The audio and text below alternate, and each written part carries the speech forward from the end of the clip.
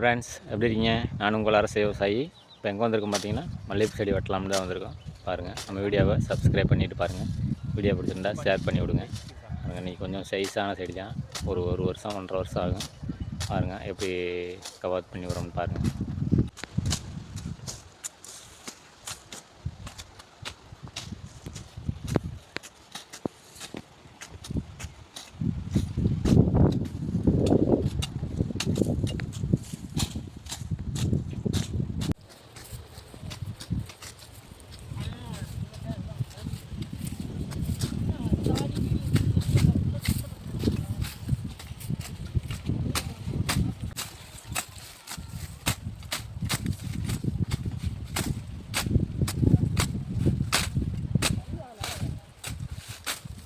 அதான் தந்தனியா விடாங்க.